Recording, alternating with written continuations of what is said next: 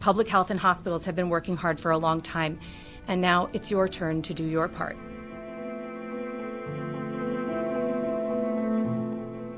This virus is unforgiving. It spreads before you even know you've caught it. And it tricks you into believing that it's nothing more than a little influenza. For many of us, it may not be much more than the flu. And so it can be very confusing as to why schools are closed, restaurants are shuttered, and now the virus is taking what's left of our precious liberty. But the real problem is not the 80% who will get over this in a week. It's the 20% of patients, the older, those that are immunocompromised, those that have other medical problems, who are going to need a bit more support, some oxygen, or maybe a ventilator, life support. We do amazing things like this to save patients in our American hospitals and across the world every single day, but we can't take care of everyone at once. And we can't keep that low mortality promise if we can't provide the support that our patients need. Our healthcare system doesn't have any slack. There are no empty wards waiting for patients or nurses waiting in the wings.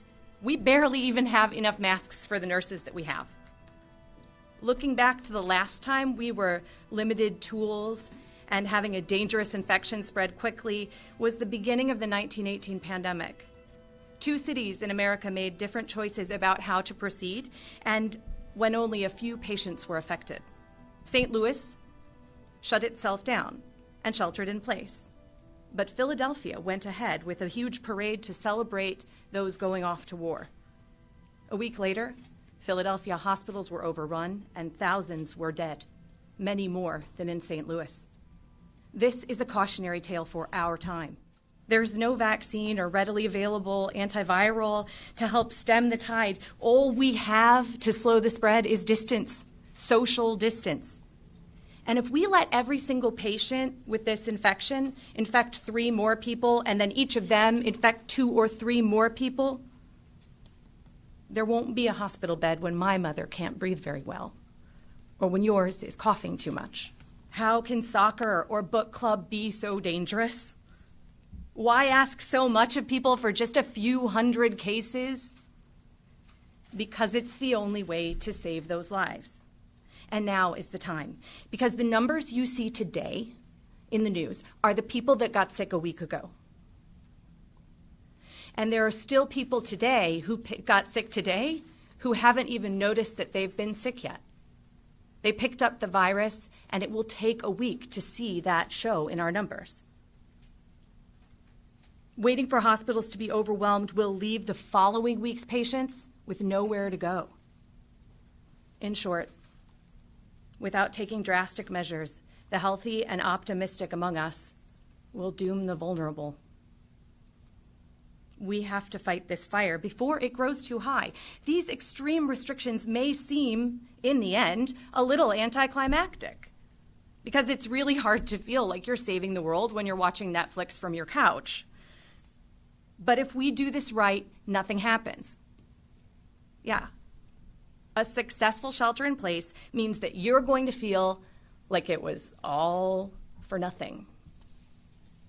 And you'd be right. Because nothing means that nothing happened to your family. And that's what we're going for here. Even starting now, we can't stop the cases from coming fast and furious, at least for the next couple of weeks and in the short term.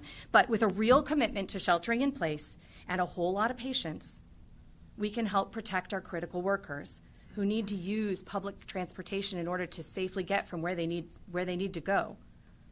We can give our factories time to ramp up production of all that PPE so that we have enough masks to last. And we can make more medications and learn more about how we can use them to help save more lives.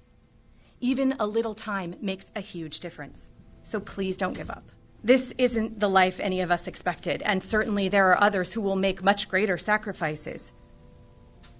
And there are many more disappointments to come. But this isn't going to be forever, like the governor said. It will last longer than any of us want it to. But in the end, we will look back and see it as just a piece of what happened in our whole lives.